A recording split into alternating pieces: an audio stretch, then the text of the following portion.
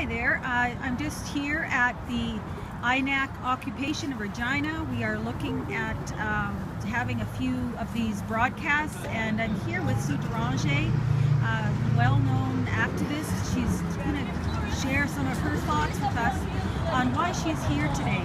Hi Sue, how are you? Oh, I'm good. I'm good.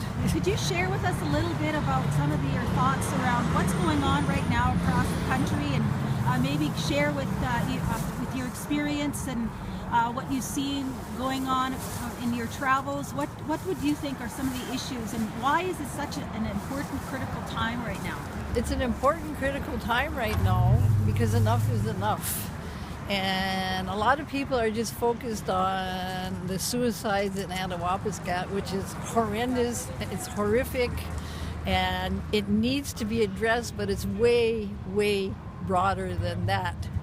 That's one community, and it's happening in many, many, many communities, and the unclean water in many communities, the poverty, the despair, and we're sick and tired of band-aid solutions. It's a systematic problem.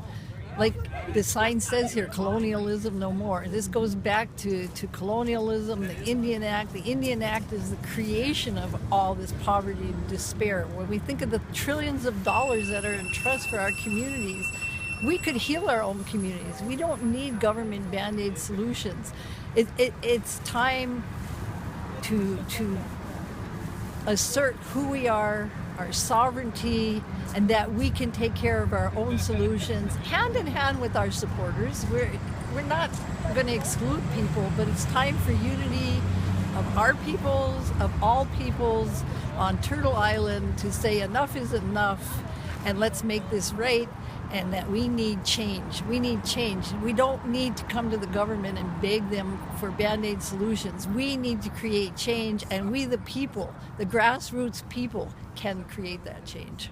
And I know in your travels you've had an opportunity to be part of a lot of very important events in history in the last 10 years or so, particularly around some of the declarations that have been drafted up in other parts of the world. Could you share a little bit with us within the global context? What are your thoughts around what's happening here and what you see happening in your travels, and why it's significant from that perspective? Okay. Yeah, I've done a lot of work in Central and South America and gotten to travel other places as well. And indigenous people are standing up.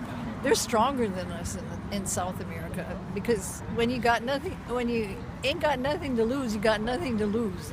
And they don't have the same kind of breadcrumbs thrown at them that we do that keeps us quiet. And there's a rising up of indigenous people and pride and rights and recognition, and it's rising, and it's about time that it rose here, and it's about time that we stand up and do the same, and understand that we are one people from south to north to east to west, and that it is our time now. It is our time to rightfully reclaim what is ours, alongside of everybody. Nobody's saying that anybody has to go, but it's time to say, this is our time, this is who we are, it's time to recognize us, it's time to recognize that we have a rightful place and that we need to take that place. And I know that you're from the area where across the country we've talked a lot about the pipelines and the issues of this dirty oil within the global context of the climate crisis, but could you tell us a little bit about your home community and what the impacts are, and how that is kind of a very important part of what's unfolding right now? Well, I used to call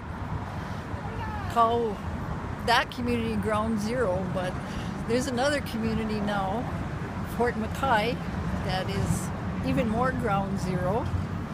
And because of tar sands and oil extraction, people are dying, sicknesses are rampant, animals have tumors in them. In the community that I'm a member of, you can't even eat the fish anymore. We have to have a big water filtration system. Animals have tumors in them. It's horrible. A whole way of life is gone. There's a lot of drug addiction now that wasn't there before because people were busy on the land. There's no land that you can go to. There's hardly any muskrats left. The animals, they're gone. Fort McKay is incredible. You couldn't even bath for more than 5 minutes, or you would get chemical burns, and they were delivering water to people. And now they've decided that they did testing of the water, and I don't know how they came up with this, and they're saying that the water's not so bad and they're going to cut off that water delivery to people, and I don't know what's going to happen now. It is just horrendous. The poisoning that's there, it's horrendous. The cost of people's, animals, all living beings' lives for oil. Well, thanks. I just want one more question, I guess, before we wrap it up for this little segment here. We'll come back and we'll talk to other people again. Sue, I'm sure you'll have another opportunity to share more.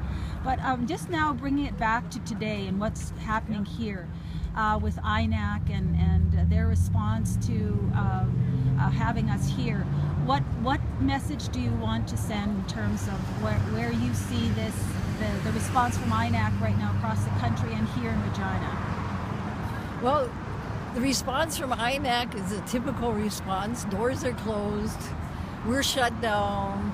They've always been shut down to us. It's time to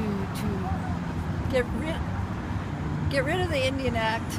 Never was any good, never will be any good. And if this is how they respond, and this is like somebody jokingly said in our group, the Department of Inaction, and that's what it is. It's inaction. Why can't those doors be open? Why can't they come have dialogue with us? Shut it down. Get rid of it. Goodbye, Indian Act. Goodbye, INAC. Like somebody in this group also said, fire the middleman. Well, thanks a lot, Sue. We'll talk to you soon, and you'll be hearing from us again.